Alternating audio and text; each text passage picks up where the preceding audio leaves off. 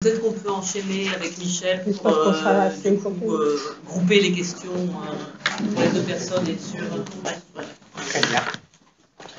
Merci beaucoup à vous trois pour cette généreuse invitation. Je suis ravi d'être là.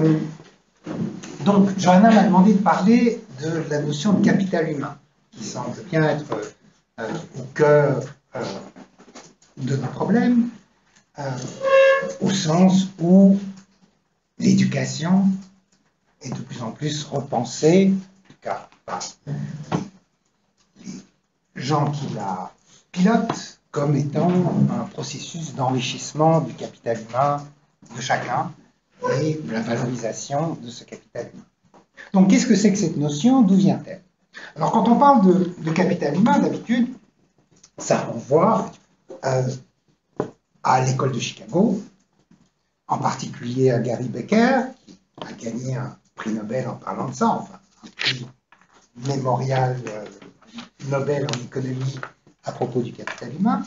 Et puis pour les gens qui n'aiment pas trop le néolibéralisme, ça évoque aussi Michel Foucault, qui a consacré un ou deux chapitres, plutôt un ou deux cours de sa fameuse série de cours Naissance de la biopolitique en 1979 à cette notion de capital humain, et où il s'appuyait sur Gary Becker et sur la définition que Gary Becker donne du capital humain pour définir ce qu'il appelait l'entrepreneur de soi-même, ou de lui-même, ou d'elle-même. On ne parlait pas tellement d'elle-même, l'entrepreneur de soi-même, qui est pour lui la version néolibérale de l'homo economicus. Alors, les analyses de Foucault demeurent parfaitement pertinentes pour saisir effectivement la notion beckerienne, si je puis dire, de capital humain. Et à la fois pour montrer l'anthropologie inhérente à ce néolibéralisme américain de l'école de Chicago, et en même temps pour expliquer le programme politique qui était enveloppé dans cette inflexion anthropologique de l'homo economicus. Mais en dépit de cette pertinence et de ma grande fidélité aux analyses de Foucault par rapport à son objet,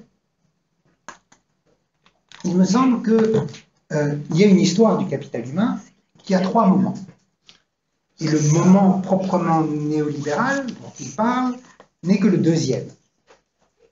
Ce qui voudrait dire qu'il y aurait un premier moment du capital humain, pré-néolibéral, si je puis dire, et un troisième moment, c'est là où habituellement je commence à perdre des amis, un troisième moment plus récent du capital humain qui serait à la fois l'effet des réformes néolibérales, mais qui ne correspondrait pas, du moins c'est ma thèse, à l'idéologie néolibérale. Je pense notamment que ce qui nous préoccupe particulièrement, nous énerve particulièrement, autour des notions de projet, autour des notions d'évaluation, de notation, n'est pas, du point de vue en tout cas idéologique, du point de vue des théoriciens du néolibéralisme, proprement néolibéral, même si c'est l'effet des réformes néolibérales, j'y viendrai plus tard. Donc, trois moments. Et le premier moment, donc, anté-néolibéral, si je puis dire, apparaît à la fin des années 50, même s'il y a une longue préhistoire dans la théorie économique de la notion du capital humain. On pourrait en trouver des traces déjà chez Adam Smith, ensuite chez John Stuart Mill, et je pourrais continuer la longue série des précurseurs de cette notion. Mais la notion elle-même, elle a un premier inventeur qui ne s'appelle pas Gary Becker, mais qui s'appelle Theodor Schultz. Alors, ça prête à confusion parce que Theodor Schultz est lui aussi économiste, non seulement économiste, mais économiste à l'université de Chicago. Et donc collègue de Milton Friedman, de Gary Becker et de leurs copains Jacob Münzer, Aaron Director et les autres. Ceci dit, Schultz, s'il est bien un collègue et ami de Becker et des autres, ne fait pas partie de leur école de pensée. C'est plutôt un néo-keynésien et pas un néolibéral. Ce que d'ailleurs, petite incartade dans ma fidélité foucaldienne, ce que Foucault n'a pas vu, puisque lui, Foucault parle de Theodor Schultz quand il parle de la définition du capital humain et aligne au fond Schultz sur Becker. Or, je ne crois pas que ce soit le cas. Parce qu'en effet, Schultz, qui c'est un économiste initialement spécialiste du développement et même de l'agriculture. Et c'est un macroéconomiste, chose importante parce que, évidemment, l'école de Chicago est une école essentiellement microéconomique ou qui fait de la science économique une microéconomie. Or, Schultz est un macroéconomiste et qui va commencer à s'intéresser au capital humain dans le cadre d'un grand débat qui occupe les macroéconomistes dans les années 50 et qui est un débat autour de la question qu'on appelle le Solow residual. Le résidu de Solow, Solow venant de Robert Solow, qui est un macroéconomiste néo-keynésien des années 50 et très important. Et c'est un débat qui va également impliquer d'autres grands macroéconomistes, plutôt néo-keynésiens de l'époque, comme Simon Kuznets, Richard Musgrave et quelques autres.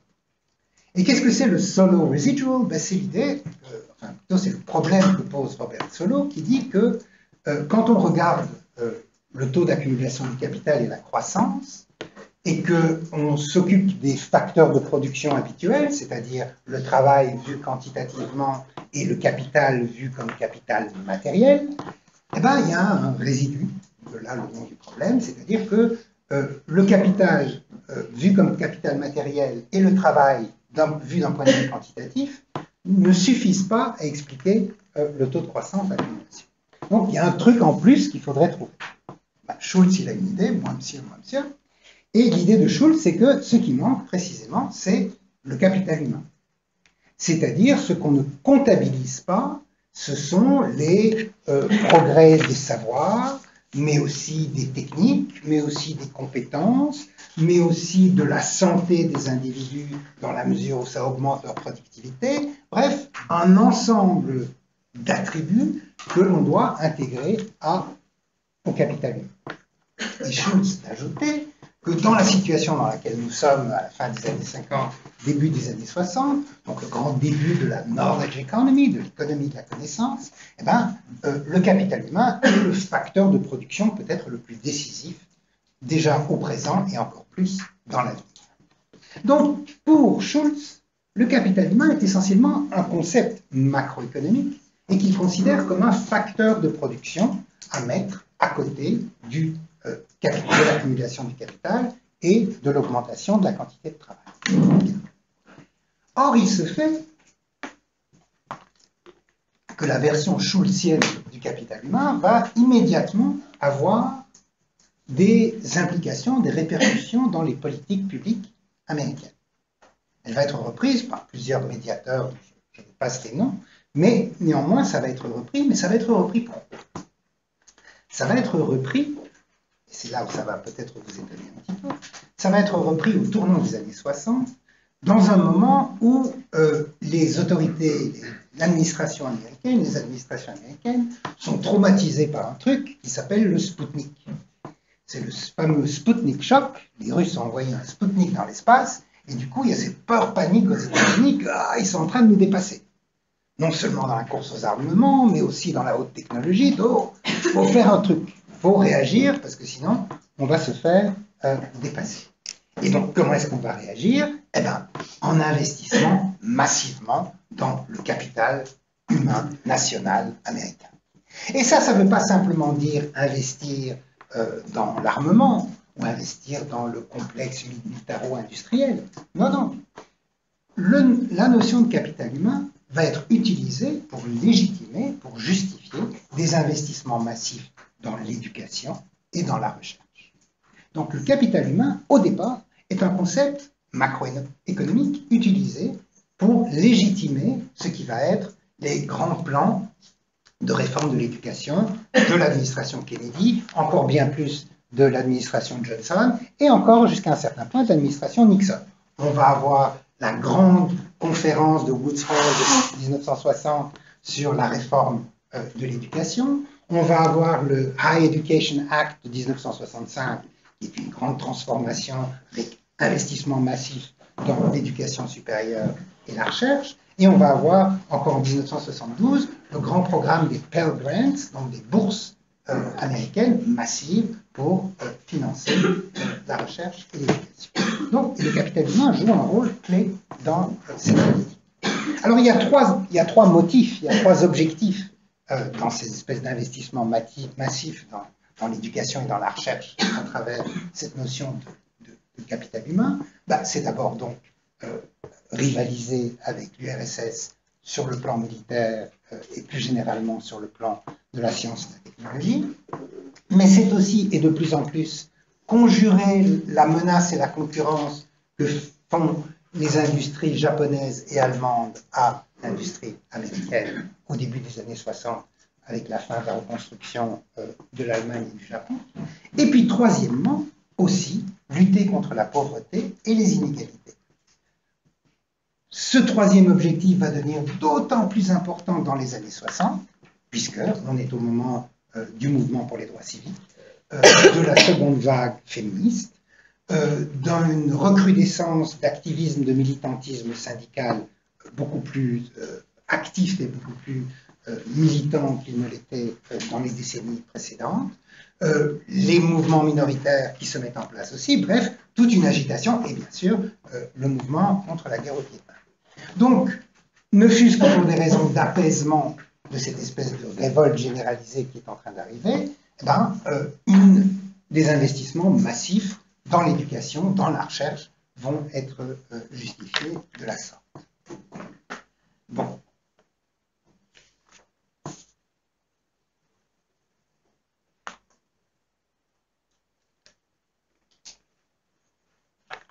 Donc, paradoxalement, au vu de ce qui va suivre, le capital humain, dans sa version schultzienne, va être un des opérateurs d'une justification d'investissement massif dans l'éducation et dans la recherche. Je ne vais pas le développer parce que sinon je resterai sur mon premier moment tout le temps qui m'est imparti, mais la transformation est encore beaucoup plus massive parce que ça entre en résonance avec non seulement le développement de l'économie de la connaissance, mais aussi avec des grandes transformations du côté de la psychologie appliquée. C'est l'époque de la révolution cognitiviste, c'est aussi l'époque de la première phase de psychologie managériale qui est pilotée par un type qui s'appelle Abraham Maslow et qui est un psychologue dit humaniste. Et c'est l'idée que la subjectivité, c'est un peu le cerveau humain, l'esprit humain, c'est un peu comme une plante qui doit être arrosée pour pouvoir s'épanouir. Et l'épanouissement, l'enrichissement des tâches, mais aussi une transformation de l'éducation qualitative avec l'idée qu'il faut mettre l'enfant au centre de l'éducation, qu'il s'agit de développer ses capacités par une attention empathique, que l'enfant ne doit pas être considéré comme une espèce de sac vide qu'il faudrait remplir de savoirs préexistants, et encore moins comme sur le mode skinnérien behavioriste, comme un espèce de dispositif réactif qui fonctionne à la carotte et au bâton, mais il faut voir, et c'est Jérôme Brunner, un psychologue très intéressant par ailleurs, qui va développer, qui va appliquer la révolution cognitiviste à la pédagogie, qui va développer cette idée que le cerveau de l'enfant est toujours déjà un cerveau de chercheur, qui est spontanément disposé à faire des hypothèses et à les tester, et qu'il s'agit de développer ça. L'ironie ultime, c'est que le grand inspirateur de Brunner, c'est Lev Vygotsky, donc un psychologue soviétique, et que donc la grande réforme de l'éducation américaine dans les années 60 va être d'inspiration soviétique. Alors, c'est un soviétique dissident, mais enfin quand même. Bon, donc ça c'est ce premier moment glorieux, et qui nous fait voir une espèce de, comment dire, d'utopie fordiste tardive, d'une certaine façon, où, au nom d'une compétition internationale, il s'agit d'investir massivement dans l'éducation et dans la recherche, et il s'agit aussi de considérer les gens comme des espèces de plantes en germe dont il faut s'occuper pour que leur épanouissement parvienne, parce que l'épanouissement va créer plus de productivité, qui va créer plus d'empathie, qui va créer plus d'épanouissement, etc., etc. Donc on est dans cette espèce d'utopie late liberal d'une certaine façon, juste avant la révolution néolibérale. Bon, alors ça c'est le premier. Alors évidemment, à l'école de Chicago, Gary Becker, Milton Friedman, ils aiment bien le concept de capital humain, mais enfin ils en font un usage très différent. Et ce qui est intéressant, c'est que Schultz va leur laisser le bébé. Vers 63-64, 62-63, Schultz arrête de s'occuper du capital humain. Pas pour des raisons politiques, pas pour des raisons de fatigue générale, mais pour des raisons essentiellement techniques. C'est-à-dire que comme pour lui c'est un facteur de production, il s'agirait de pouvoir calculer le retour sur investissement dans le capital humain, mais au niveau macroéconomique. Or, il ne parvient pas à le faire. Donc ça le frustre, et donc il retourne à l'agriculture et il s'en occupe plus. Et puis il reviendra au capital humain dans les années 70 pour dire que le truc de Becker, il y a quand même des soucis. Bon. Mais pas méchamment, parce que son collègue, son copain, tout ça. Bien. Alors, comme je disais, Friedman et Becker, eux, sont aussi des fans de la notion de capital humain. Après tout, Becker en particulier en fera toute sa carrière. Mais au départ, ça s'inscrit d'emblée dans les débats sur l'éducation.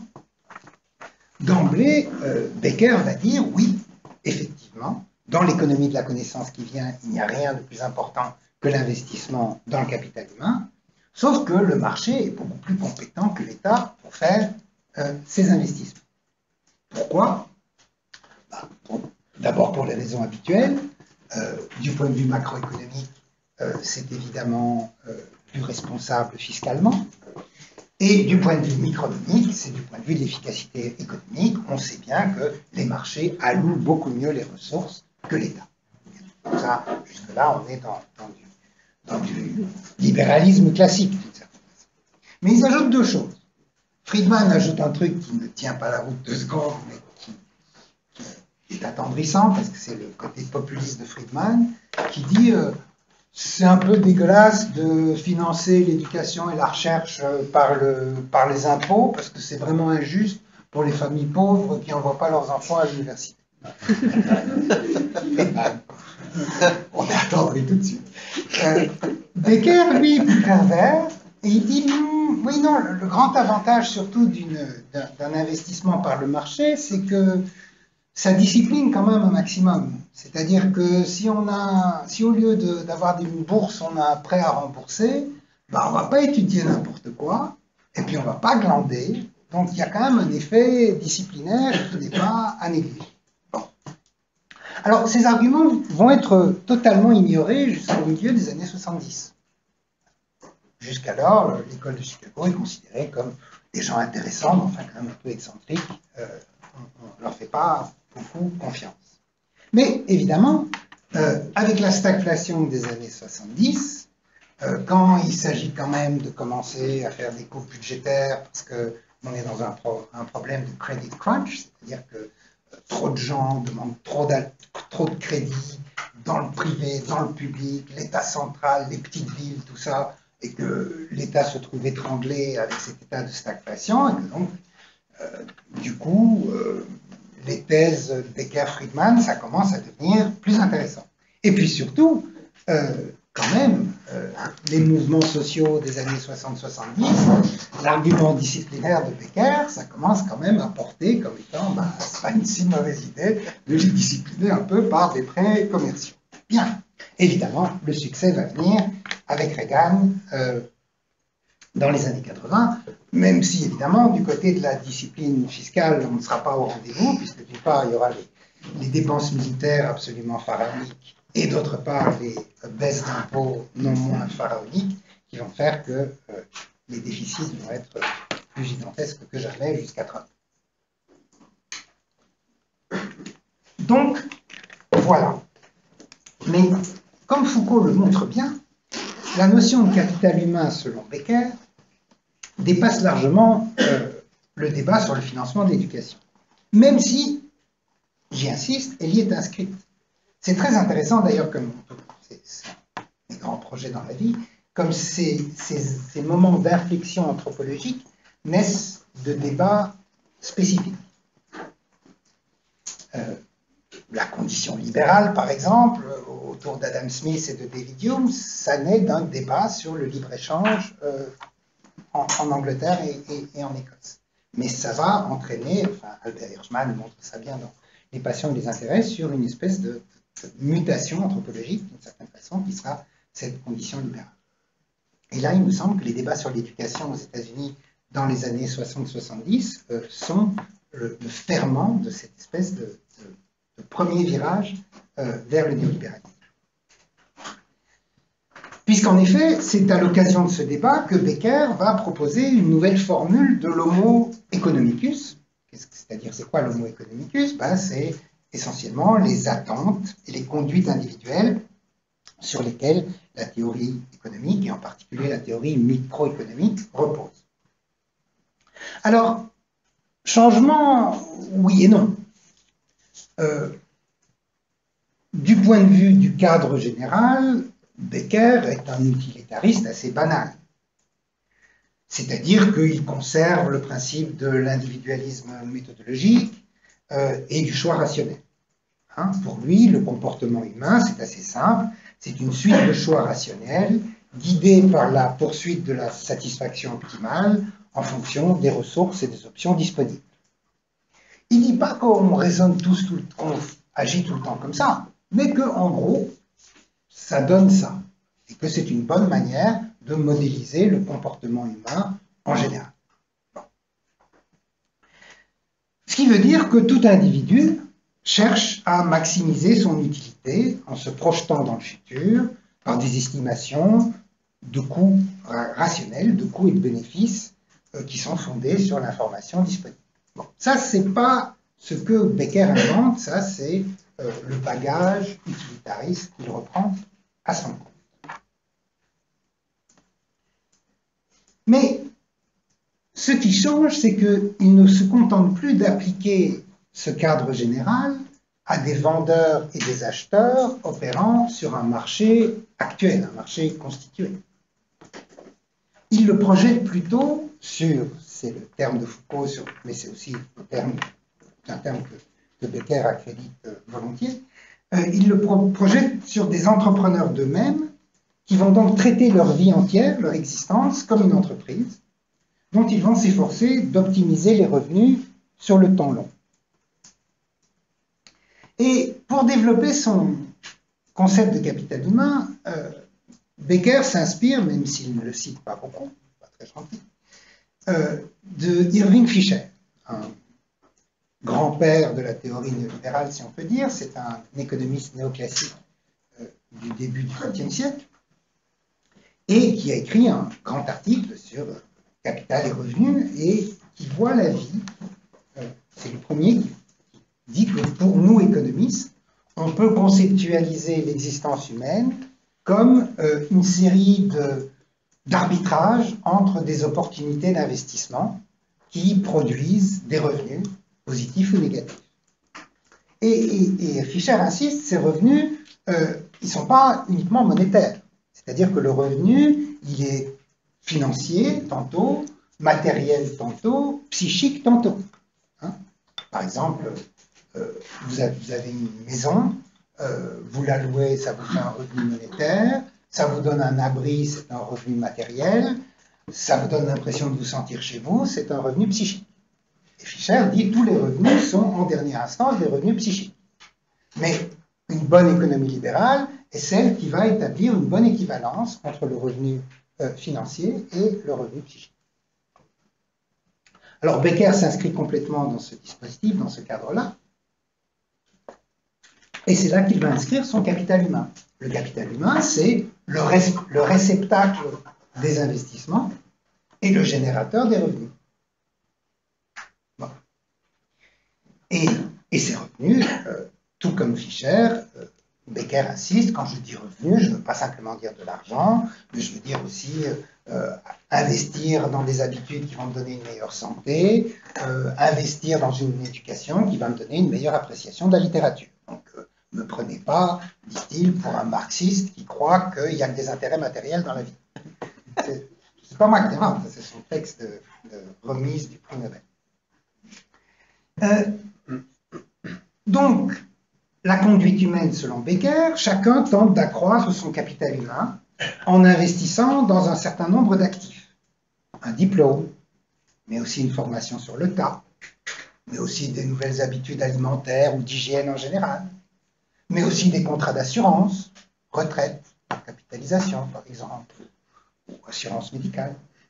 Un nouveau domicile, hein, on se sent mieux, du coup on s'épanouit. Un nouveau cercle de relations, qui peuvent être intéressantes. Un mariage, ça peut être bien. Un divorce, parfois aussi, ça peut être bien, pour l'augmentation du capital humain. Bon. Et on fait ça comment? On fait ça en exerçant sa faculté d'estimer les coûts et les bénéfices de chaque décision, de manière à atteindre un optimum global. Donc voilà, la vie, c'est un exercice d'allocation de temps et de ressources financières, sociales, émotionnelles, dont l'objectif est la maximisation de la satisfaction. Alors ça, c'est cette espèce d'entrepreneur intégral, d'une certaine façon, qui, quoi qu'il fasse, ou quoi qu'elle fasse, essaye de maximiser ses revenus en minimisant ses coûts, vu les moyens dont il ou elle dispose et les options qui se présentent à lui ou elle. Bien. Alors, quelles sont les implications politiques de cette anthropologie? Ben, c'est assez simple, mais c'est assez radical. C'est-à-dire que s'il est vrai que les gens envisagent leur vie comme une entreprise potentiellement profitable, pour autant qu'ils aient de la chance, pour autant qu'ils fassent les bons choix, ben alors qu'est-ce que peut faire un gouvernement pour les aider? Eh ben, le mieux qu'un gouvernement puisse faire, c'est d'offrir un environnement favorable à l'entrepreneuriat. Hein? Si vous êtes l'entrepreneur de votre existence, ce que vous voulez, c'est quoi? Ce que vous voulez, c'est avoir toutes les informations possibles sur vos options et sur les prix de ces options. Vous voulez aussi que la concurrence pour obtenir ce que vous désirez soit libre et non faussée, c'est-à-dire sans taxes et impôts trop lourds, sans subsides qui faussent le mécanisme des prix, enfin tout truc qui finissent évidemment par être coûteux, mais aussi, et c'est là où c'est le plus intéressant, et c'est là où Becker étend véritablement l'anthropologie libérale pour en faire son anthropologie d'entrepreneuriat intégral, c'est qu'il dit qu'il faut que les prix sortent de l'ombre. C'est-à-dire qu'au fond, quelques décisions qu'on fasse, hein, si on décide est-ce que je vais faire un enfant ou pas, ou est-ce que je vais acheter des œufs ou pas, bah, ça dépend largement des prix. Sauf que pour les œufs, les prix ils sont là. Pour les enfants, c'est des prix shadow price, des prix dans l'ombre. Donc, quel est le rôle du bon gouvernement? C'est de faire en sorte, autant que possible, que les prix sortent de l'ombre pour que les gens puissent choisir rationnellement au mieux pour optimiser leur intérêt. Donc ça, c'est le modèle néolibéral de Becker et sa notion du capital humain qui s'inscrit là-dedans. Et le capital humain, c'est donc une usine pour lui. C'est une entreprise. C'est une vision, je dirais, préfinanciarisée de l'entrepreneur et de l'entreprise. C'est-à-dire qu'on essaye de minimiser les coûts et d'augmenter les revenus. Le profit que l'on recherche, qui est le revenu monétaire, la satisfaction, c'est le revenu psychique, les trucs qu'on achète, c'est le revenu matériel. Mais le revenu, il est vu, ou le profit, il est vu comme un profit commercial. C'est-à-dire ce que l'on gagne en monnayant, en monétisant ce qu'on a produit. Donc c'est une vision assez classique, voire schumpeterienne de l'entrepreneur. Et le but politique pour les néolibéraux, et c'est essentiel, c'est que tout le monde se comporte comme un entrepreneur. Et je dirais en particulier ceux qui ne sont pas entrepreneurs de profession. Parce que le grand problème que les néolibéraux ont avec la démocratie libérale, c'est qu'il y a quand même plus de salariés que d'entrepreneurs. Et que donc, si les salariés s'identifient comme des salariés et qui votent pour les partis représentatifs des salariés, on aura le socialisme. Donc, la seule manière de s'en sortir, enfin, il y en a deux. La première, c'est de supprimer la démocratie. Ça peut se faire, au Chili par exemple, mais pas partout. Il y a des traditions parfois. Et l'autre possibilité, plus efficace d'une certaine façon, c'est de faire en sorte que ceux qui ne sont pas entrepreneurs de profession se comportent néanmoins comme des entrepreneurs, parce qu'alors ils voteront pour le parti qui représente leurs intérêts, le parti des entrepreneurs. Bien. Donc ça, c'est donc le projet, l'idéologie si vous voulez, mais je dirais plus profondément la rationalité néolibérale. Alors on pourrait se dire, à partir des années 80, Thatcher en 79, Reagan en 1980, et puis petit à petit les autres pays développés à la suite, vont mettre en œuvre les réformes néolibérales. Donc on devrait être dans un monde néolibéral. Je ne crois pas. C'est là où je commence à perdre mes copains.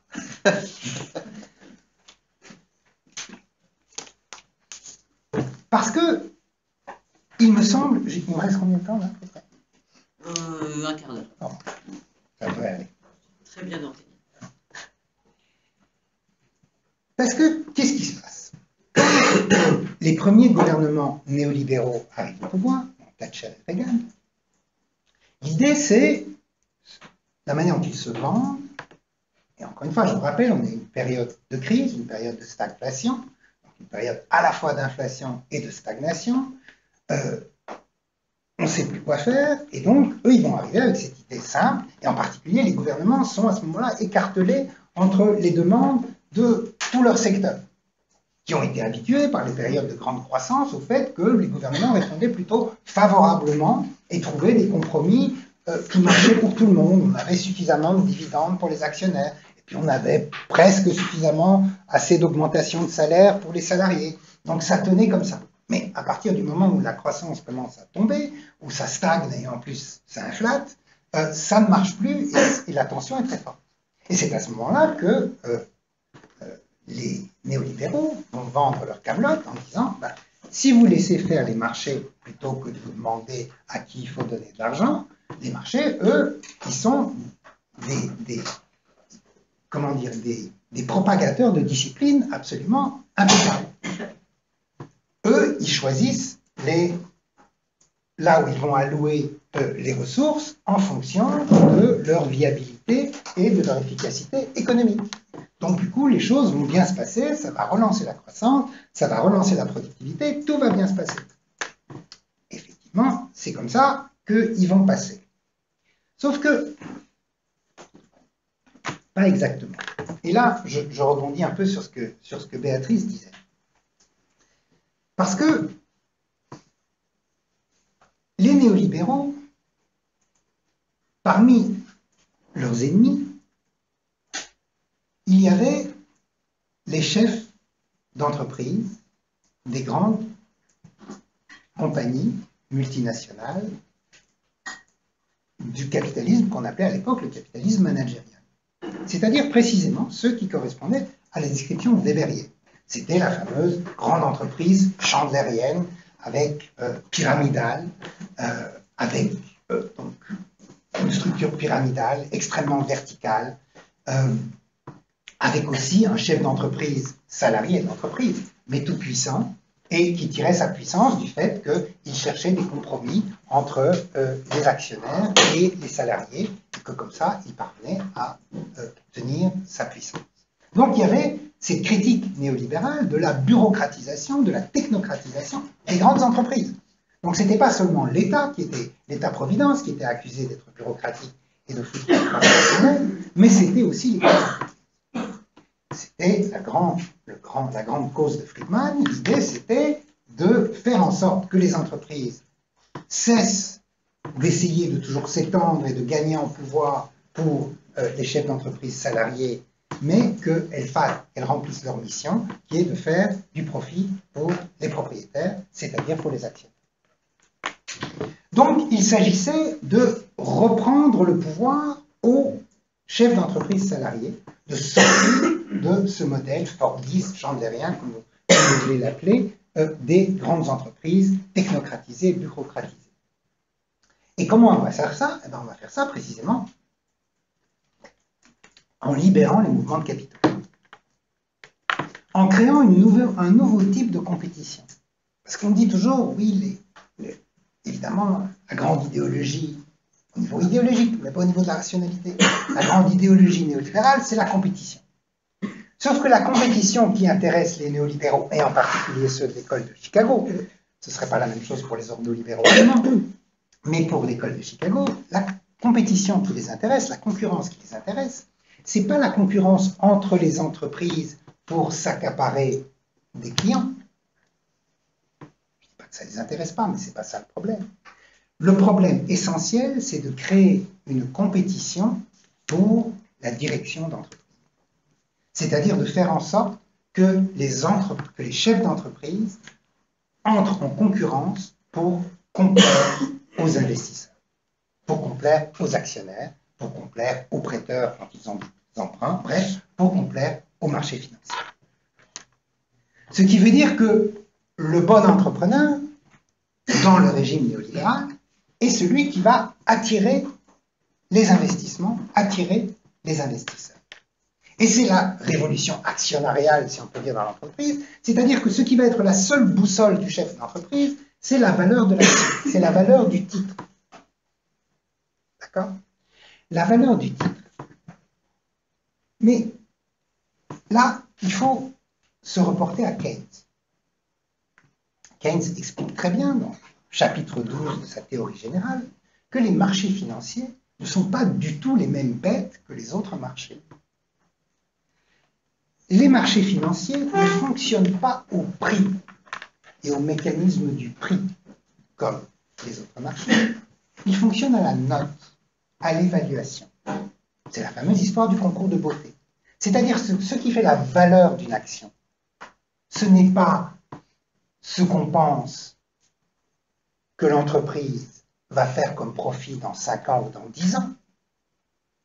C'est ce qu'on pense que vont penser les autres investisseurs des projets qu'a cette entreprise dans les 6 mois à venir. Ce qui veut dire que ce dont on s'occupe, ce n'est pas le profit commercial de l'entreprise, mais c'est ce qu'on appelle les plus-values latentes, c'est-à-dire le crédit de l'entreprise, l'augmentation de l'action de l'entreprise. D'accord ? Et ça, ce n'est pas du tout la même stratégie. On passe d'un capitalisme obsédé par le profit au sens commercial du terme à un capitalisme obsédé par le crédit, c'est-à-dire augmenter la valeur de l'action. Ce qui implique de toute autre stratégie. Par exemple, la stratégie la plus évidente, c'est le fait qu'aujourd'hui, plus encore que distribuer des dividendes aux actionnaires, ce à quoi les grandes entreprises utilisent leurs ressources, c'est à racheter leurs propres actions sur les marchés secondaires. Ce qui, d'un point de vue commercial, n'a strictement aucun sens. Mais dès lors qu'on rachète les actions sur le marché secondaire, il y a moins d'actions, donc leur prix augmente. Donc, du point de vue de la recherche du crédit, c'est parfaitement logique, et de là que de nombreuses entreprises empruntent de l'argent pour pouvoir racheter leurs actions sur le marché secondaire. Si ça, c'est du capitalisme, je ne sais pas, mais enfin, c'est un autre. Ou plus exactement, on pourrait dire que la téléologie du capitalisme s'est inversée. Quand on pense à une entreprise capitaliste en général, on pense à une entité qui essaye de lever des fonds pour pouvoir s'acheter du matériel, engager des gens, pour produire des marchandises et les vendre à profit. Le cheminement de l'entreprise capitaliste, ça va comme ça. Avec la financiarisation, j'ai l'impression qu'on est dans le cas inverse. C'est-à-dire qu'on renverse l'ordre des choses. On choisit ce qu'on va produire, si on produit quelque chose, de nombreuses startups ne produisent rien, mais on choisit ce qu'on va produire, on choisit si on va engager des gens, si on peut d'ailleurs on n'en engage pas, on en fait des partenaires plutôt que des salariés, on achète le moins possible de choses, mais enfin, on fait en sorte d'attirer les financements, d'attirer le crédit, de faire en sorte d'être apprécié, d'être valorisé. Ça commence peut-être à ressembler à ce qui vous préoccupe. C'est-à-dire précisément cette manière de voir attirer les financements. Le projet qui est attirant, c'est le projet qui attire les financements. On ne sait pas si ce projet va se réaliser, on ne sait pas ce qu'il va produire, on ne sait pas s'il produira quelque chose ou pas, mais ce n'est pas ça qui compte. Ce qui compte, c'est qu'il soit attirant maintenant. Et dans les trucs que vous dans certaines des choses que vous évoquiez, sur les formes de micro-évaluation qui sont là constamment, c'est une manière de booster constamment quoi? Ce qu'on pourrait appeler le capital réputationnel de l'entreprise. Mais ma thèse, c'est que ce qui est vrai pour les entreprises va aussi être vrai pour les autres agents économiques. L'État d'abord. Parce qu'effectivement, dès lors que l'État se préoccupe essentiellement d'attirer les investissements, il commence à perdre des revenus fiscaux. Ce qui veut dire qu'il est obligé d'emprunter. Et dès lors que les États empruntent de plus en plus, ils se soumettent au marché obligataire.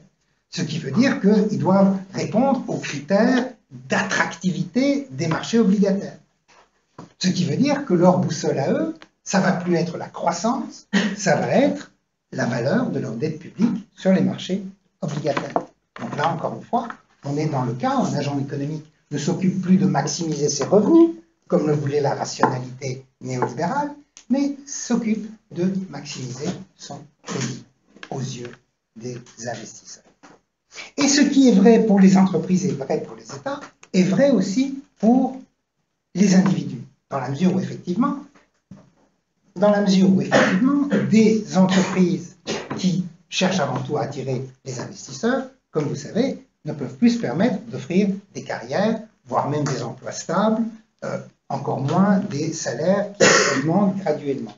Donc, précarisation de l'emploi de ce côté-là.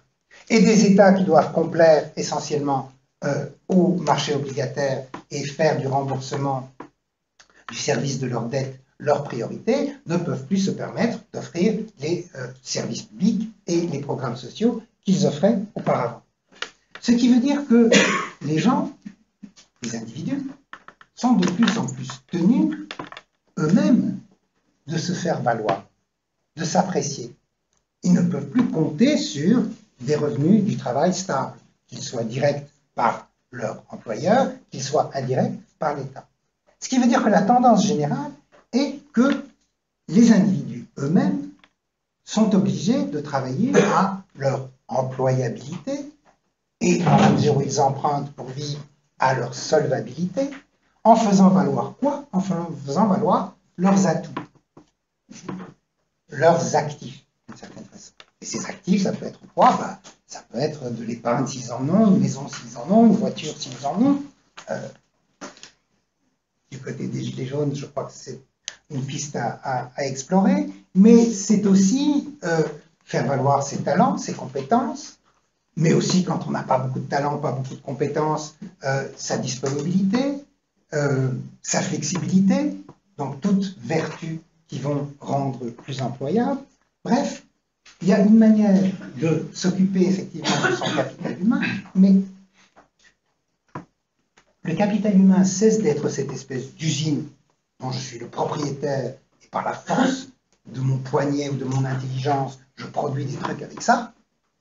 Mon capital humain, ça devient un portefeuille, je disais tout à l'heure, ça devient un portefeuille d'attributs, matériels ou immatériels, de compétences, mais aussi de relations, mais aussi si j'ai acheté une maison à crédit, le prix du marché de la maison sera fonction de l'hypothèque que je pourrais avoir, etc., etc. Bref, d'une manière générale, tout comme les chefs d'entreprise et tout comme les gouvernements, les individus considèrent, envisagent leur capital humain non pas comme une entreprise productrice de profit, mais bien comme un portefeuille dont l'essentiel est le crédit, c'est-à-dire la valeur capitalistique, l'appréciation. Donc, c'est là où je dis qu'on n'est pas dans un monde néolibéral au sens des objectifs néolibéraux. Les néolibéraux voulaient faire un monde d'entrepreneurs, obsédés par le profit. Ils ont fait un monde de gérants de portefeuille, obsédés par le crédit. Et ce n'est pas le même. Et il me semble que les notions de projet, les notions d'évaluation font partie de ça, parce que l'évaluation, ça fait partie du crédit. Quand je note et que je me fais noter constamment, c'est une manière d'augmenter ou de perdre mon crédit. C'est vrai dans l'université, c'est vrai dans les entreprises, c'est vrai pour les fonctionnaires en général, mais c'est vrai aussi sur les réseaux sociaux, et dans la vie sociale en dehors de la vie économique, c'est un mode qui est l'évaluation, et encore une fois, une note, une évaluation, c'est pas un prix. C'est-à-dire qu'une note est le produit de spéculation, alors qu'un prix, du point de vue libéral, est un produit de négociation. Le prix, il se fixe par la négociation entre l'offreur et le demandeur, entre le vendeur et l'acheteur. La note, elle, le crédit, il vient de la spéculation sur la valeur d'un projet. Projet que l'on a, projet que l'on est. J'ai encore 2 minutes? Non, mais prenez. Oui, merci.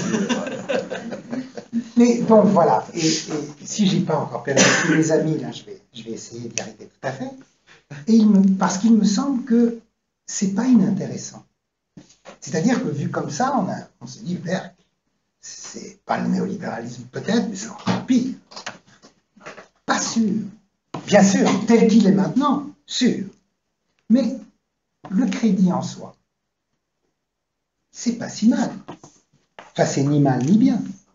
Tout dépend qui a du crédit et pourquoi. Donc il me semble que l'appropriation de la spéculation sur le crédit n'est pas une si mauvaise idée. Là, je vais à l'encontre, j'imagine, de ce qui a été dit au début de la présentation du séminaire. Mais en même temps, j'ai vu en vidéo le séminaire de la semaine dernière, et il me semble qu'il y avait au moins 2 interventions qui allaient, si je puis dire, dans mon sens. Plutôt, je vais dans leur sens. La première, c'était cette très amusante présentation, je ne me souviens plus du nom de l'auteur, sur cette étude économique. Voilà, qui fait que l'allocation optimale des ressources, c'est de donner la même chose à tout le monde. La deuxième, c'est ce projet formidable de candidature collective à l'ARC machin. Sauf que ce qui m'intéressait dans cette histoire, c'est qu'elle disait au départ, évidemment c'est un canular. Sauf que je ne crois pas que ça devrait rester un canular. De la même manière que l'étude économique ne devrait pas simplement être un clin d'œil, vous voyez, nous aussi on peut se la jouer compétente et montrer que c'est vraiment ridicule ce qu'on nous fait. Et je pense que c'était très intéressant dans le discours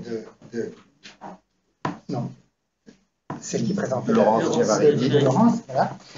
Dans son discours, ce qui était très intéressant, c'est que d'un côté, elle disait, bon, il y a des moments où dans le texte, on a parlé d'audit et tout ça, je ne sais pas si là, on n'est pas allé trop loin dans l'acceptation de la novlangue. Mais après ça, elle disait, oui, on a aussi parlé d'autonomie et tout ça, d'autonomie de la science, donc peut-être que ce n'est pas une mauvaise idée de faire l'appropriation du langage. Ben moi, je pousserais de ce côté-là. Je pense que la contre-spéculation, c'est mon truc, la contre-spéculation est une manière de lutte qui n'est pas forcément une manière de lutte pour des miettes ou de lutte réformiste, mais c'est une manière de déstabilisation. Et après tout, c'est mon argument massu, c'est un truc qui trouve son origine dans le mouvement syndical. Après tout, que font les syndicats au XIXe siècle?